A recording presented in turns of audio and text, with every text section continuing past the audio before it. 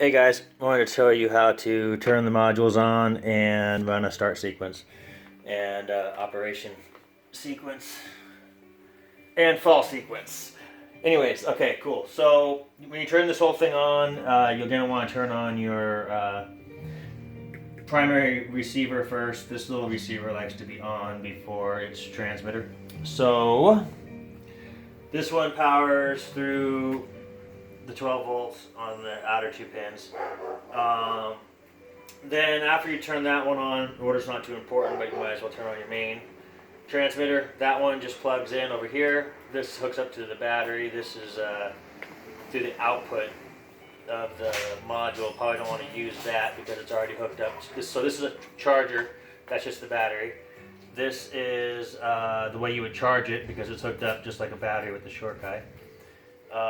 You would charge it through the TP and the inductive system, just 5 volts into there. Mains are turned on. Secondary receiver just has this big Deans. And this one you'll see you power it through the out, plus and minus, red and black, pretty obvious. Okay, so everything's powered on. I guess let's run through a sequence real quick. Tell the PWC to turn the ignition on. So we want ignition on, and to do that we turn on let's turn on the secondary first. Right now this would be a normally closed relay, and since it has power it would be open, causing the signal to stop. At this moment this would be a normally open, and because it has no power it would also be open, so neither one of these relays will allow a signal to go through. And once you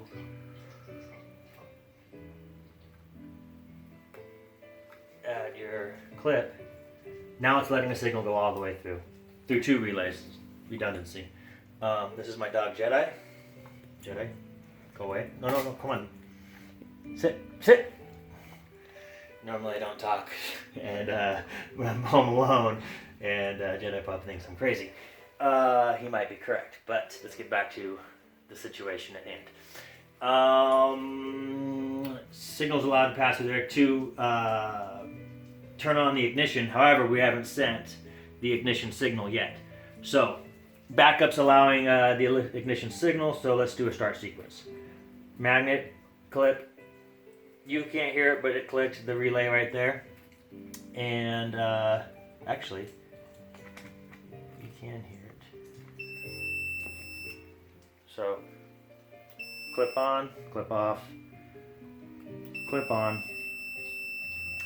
And we don't need to listen to that.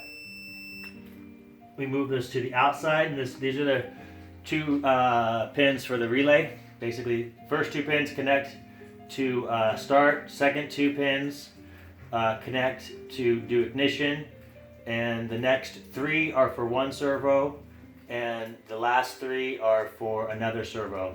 2 servo inputs and outputs so that we can have different wiring, so you can do different parameters. Now let's start it. So to start it, we go from 0 to 100, back to 0. Send the start signal, jet ski started.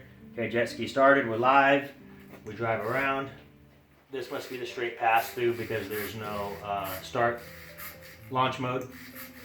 The other ones must be launch mode. You have to change the ins and outs. And use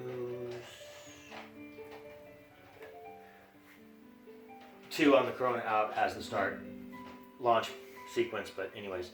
So now we're up riding. We're wakeboarding. The signal is being sent. This relay is connecting the ignition. These 2 are also connecting the ignition. We're powered up. We're riding. We're good. Secondary turns off. Wait, what happens next? What happens next? Did launch mode, kind of skipped it because we had the wrong input. Riding, we're riding right now, and we fall. well, when we fall with only this one, cuts the relay, cuts the ignition signal, and jet ski turns off. If we fall with the,